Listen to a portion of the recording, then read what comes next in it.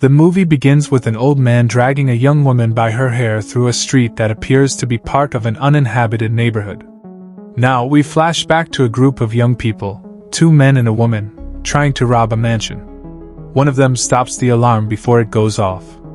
Then, the most nervous-looking guy, Alex, repeats their rules when entering the house, which is not to take cash and only take items that cost under $10,000. Because anything more than that will be categorized as grand theft.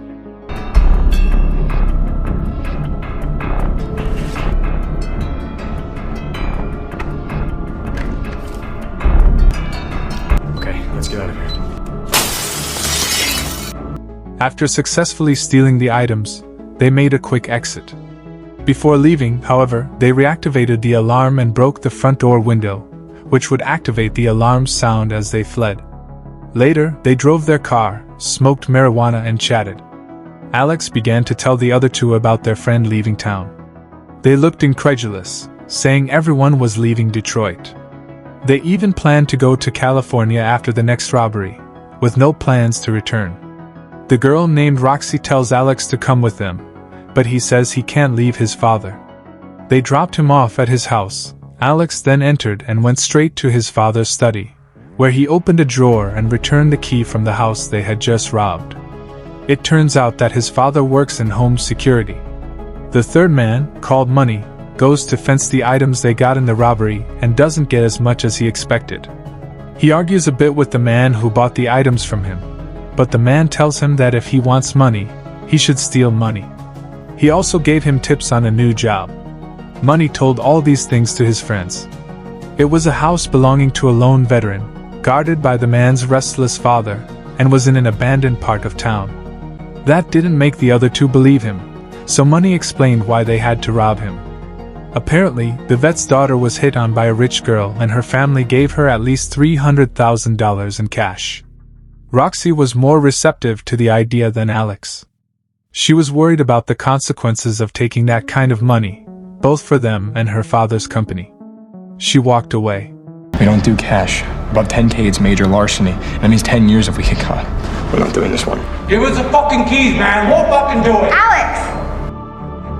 Later in the day, Roxy sends Alex a text message begging him to do the job for her so she can get someone out. While Alex is researching bets, Rocky is at home with his little sister, his mom, and his mom's new boyfriend. He and his mom were horrible. It becomes clear that the message Rocky is sending Alex is clearly about his sister, when he starts asking if she wants to go to California with him. He wants to get his sister out of their horrible family situation. Alex, Rocky and Money go to stake out the vet's house and the neighborhood. Alex and Rocky remain in the car alone. He shares stories from his childhood with her, and Alex tells him that she will come with them to California when they finish the job. Money gets back in the car and confirms what they know about the house, when a Rottweiler dog jumps into the car window. We'll get a chloro bomb. Get out my fucking car, dog! An elderly man calls the dog and Money tells them that it is a veterinarian. They realize that he is blind and have a small argument about how unethical it is to rob a blind man. That night, they come back to the neighborhood. The lights are off in the vet's house. They take care of the dog first by feeding it meat with some kind of drug. He's chewing. It'll be lights out in a sec. Sweet dreams, Bob. When they go to open the front door, they realize that the keys Alex had taken from his dad's security company don't work. They check for a side door or a window, but find only a small window which only Rocky can go through.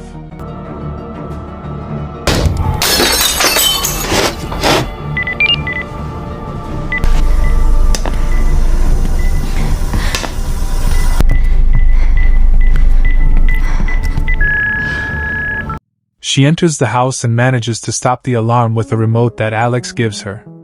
She sees framed pictures of the vet's dead daughter on the mantle. Meanwhile, Alex and Money are waiting for her to let them in. Once inside the house, they start going through it, looking for the safe with the money. Rocky looks through the closet. Money goes on the next floor to chloroform the old vet, so he doesn't wake up. He finds him sleeping in his room with the sounds of a video of his daughter playing when she was a child. The vet wakes up and turns off the TV, but Money manages to set off the gas. Your Valentine, Valentine, Valentine.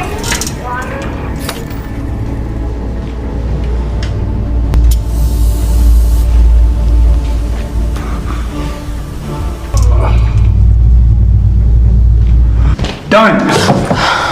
He's out. He's in Sleeping Beauty mode. It's fine. Guys. He comes down, and the three of them find a bolted door, thinking the money must be stashed somewhere behind it. Money takes out a gun and, thinking that the vet is sleeping, blasts the bolt from the door. Alex, frightened about how having a gun there changes things, decides to leave. He takes his shoes from the stack and goes. Money and Rocky open the door, but the vet appears out of nowhere, asking who's there. The two of them fall silent, but he hears Money and starts following his voice as he tries to first lie to and then reason with the old man. He shoots at him once to scare him, but that doesn't stop him. Yeah, that's right. I know what's in there, and I ain't leaving without it. Stop! Alex hears the shot outside. The vet grabs the gun from his hands and shoots him in the head. Oh, Manny. It's just fucking me. Just let me go! Please.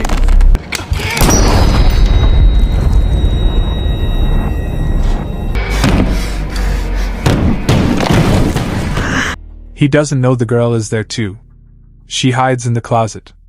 Alex walks into the house and almost bumps into the vet, nevertheless dodging him as he runs around the house, bolting the doors and the windows. He hides in the bathroom and texts with Rocky. She tells him where she's hiding and he goes after her. Before Alex gets there though, the vet comes into the closet, takes a part of the dry wall to reveal the safe, enters his code, which is fully visible to Rocky, and checks if the money's all there. After he finds out that it hasn't been taken, he closes the safe and walks off, still unaware that Rocky is inside the closet too.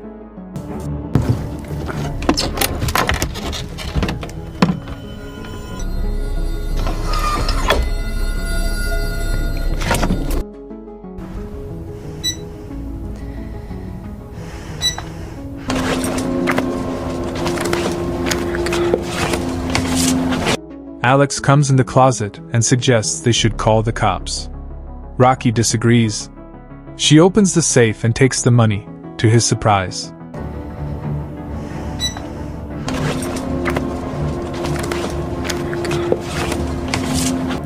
Alex thinks there are $1 million there. They decide to leave off the door that was bolted, thinking it would lead them off the basement and to a hatch that leads to the yard. Before they could go off the door, the vet appears from inside and begins dragging Money's body to a different part of the house. After a little scare, he continues doing what he was doing, which gives them ample space to run off the door. At this point he still doesn't know that they're there, until moments later when he finds their shoes.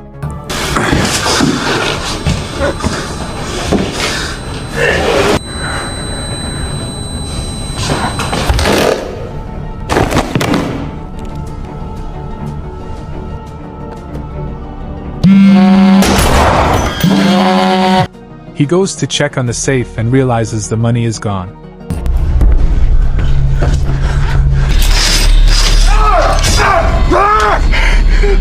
Meanwhile, Alex and Rocky are going off the basement. They are shocked to find a girl roped up with army cords.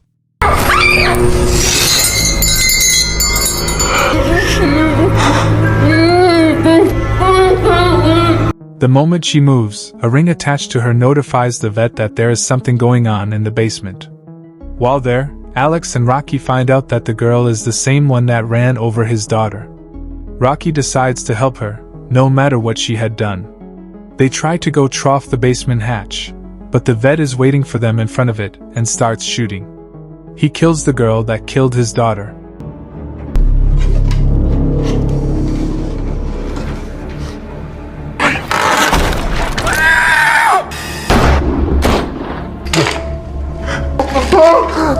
My bad.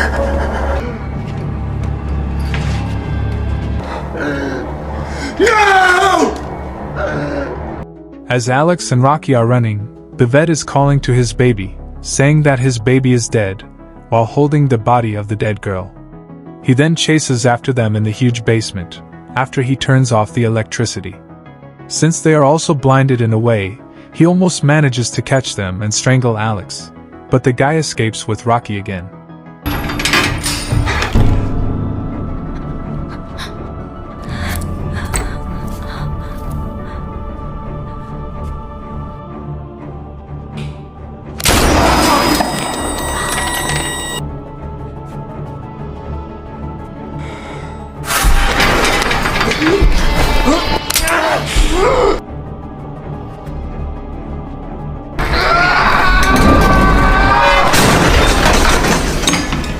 Outside of the basement, the Rottweiler, who is now fully awake, is waiting for them.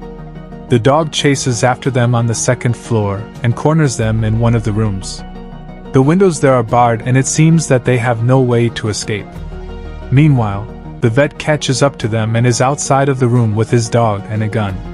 Rocky and Alex try to find a way to escape, when she sees a vent on the wall. He tells her to go trough it and that he will keep the door safe. As she enters the vent, the old man and the dog break trough the doors and attack Alex. He falls trough the window onto a celling window, one level down.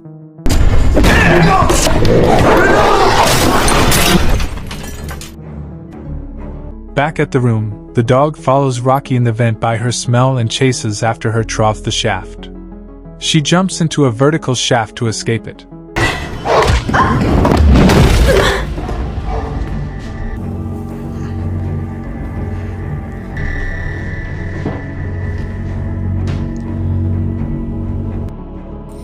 The vet realizes where Alex is and shoots the window, hurling him down on the first floor.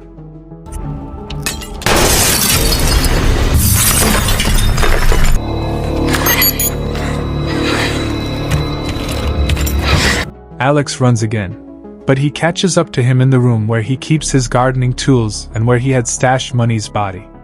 He beats Alex unconscious and stabs him with giant gardening scissors.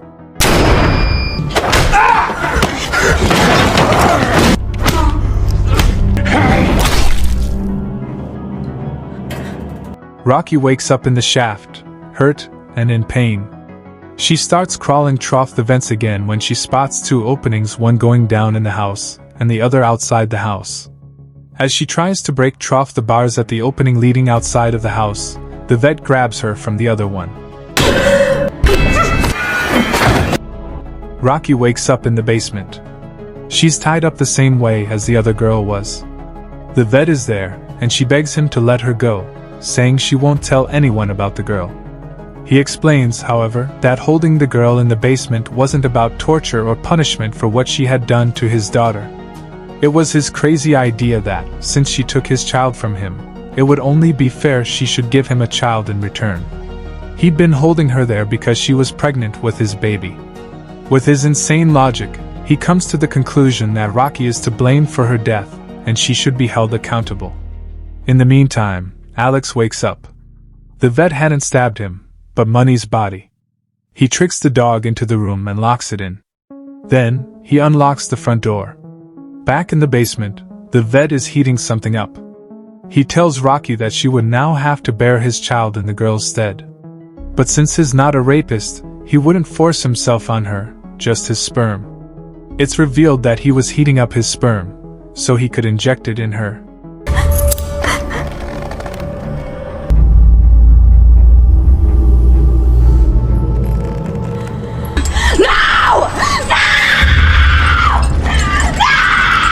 Fortunately, Alex bursts into the basement at the right moment, and the vet is unable to do what he wanted to do to Rocky. Alex chains the vet up and releases Rocky, who kicks the heck out of the old man, among other things.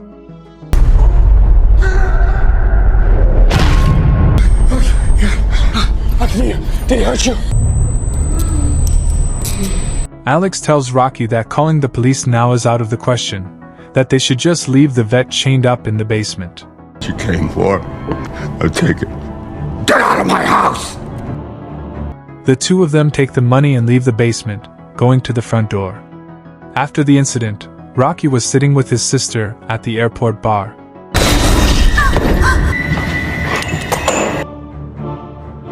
He heard the news on TV about the robbery of an old man, and it turned out that the veterinarian had survived and was being hospitalized.